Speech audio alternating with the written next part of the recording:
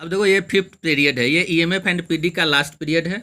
अब यहाँ से देखो एक क्वेश्चन है हमको, ये जो फिगर देख रहे हैं हम लोग, ये फिगर, इसका इक्विवेलेंट रेसिस्टेंस निकालना है। इक्विवेलेंट रेसिस्टेंस निकालना है across point M N, across point M N. तो देखो इसमें क्या करते हैं कि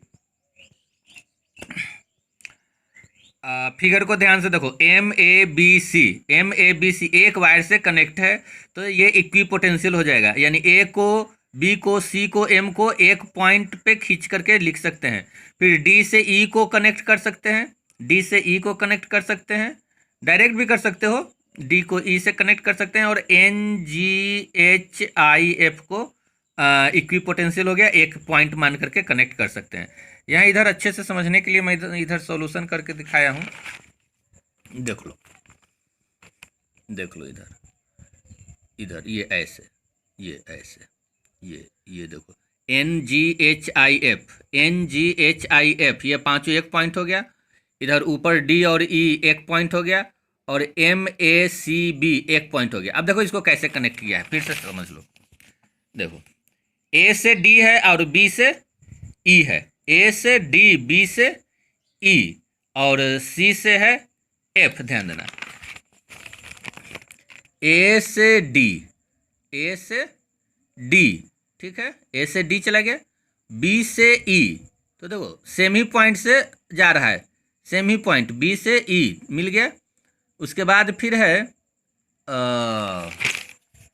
सी से है, देखो सी से एफ जाना है, सी से एफ, तो सी खोजो, एफ खोजो, तो सी यहाँ है, सी है, ये देख लो सी है, सी है दिखा, सी है, और इधर देखो एफ, एफ दिखा, एफ, तो सी से एफ यानी नीचे वाला वायर सी से एफ हो गया, सी से एफ हो गया, तीन का कहानी साफ।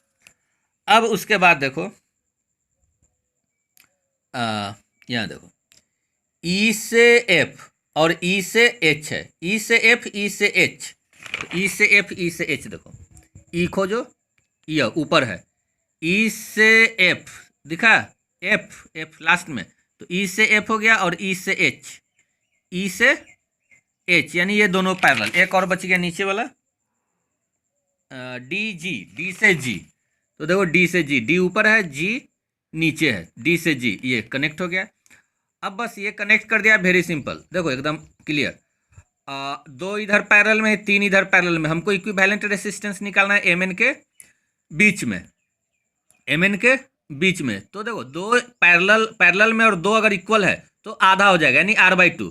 अब इधर देखो तीन, आर आर आर, तीन पैरेलल में है, तो इक्विवेलेंट हो जाएगा r/3, 5 रहता तो r/5, 10 रहता तो r/10, तो r/2, r/3, और ये r को कुछ नहीं करेंगे क्योंकि इसी के अबाउट हमको निकालना है। अब देखो r/2, r/3 सीरीज हो गया, r/2, r/3 सीरीज हो गया, तो इसको जोड़ देंगे तो 5r/6 हो जाएगा, 5r/6 हो गया, ये पैरेलल हो गया। अब देखो दो रेसिस्टेंस पैरेलल में अगर है तो R इक्विवेलेंट हो जाएगा, ऊपर में दोनों को मल्टीप्लाई कर दो, नीचे में दोनों को ऐड कर दो। तीन के लिए गड़बड़ हो जाएगा, 3 4 के लिए गड़बड़, सिर्फ ये दो के लिए, नहीं तो सब गड़बड़। ये आंसर आ जाएगा 5r/11, आप खुद कैलकुलेट करके देख लो। अब एक क्वेश्चन और लिया हूं मैं, find the resistance, find the resistance of the infinite chain given R1 = 4 ohm, R2 = 3 Om.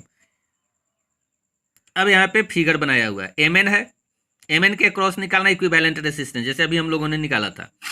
R1 हो गया, R2 हो गया, फिर R1 R2, फिर से R1 R2, ये डॉट डॉट डॉट डॉट ऐसे ही बढ़ते जा रहा है, यानी R1 R2 के सीक्वेंस में बढ़ रहा है। तो इनफाइनाइट सीरीज में यही देखते हैं कि हमारा सीक्वेंस कैसे बढ़ रहा है। तो इनफाइनाइट वाला में क्या करते हैं कि एक सीक्वेंस को चोरी कर लेते हैं और बाकी के बदले R मान लेते हैं, यानी इक्विवेलेंट मान लेते हैं, और फिर से उसको ऐड कर देते हैं पैरेलल में।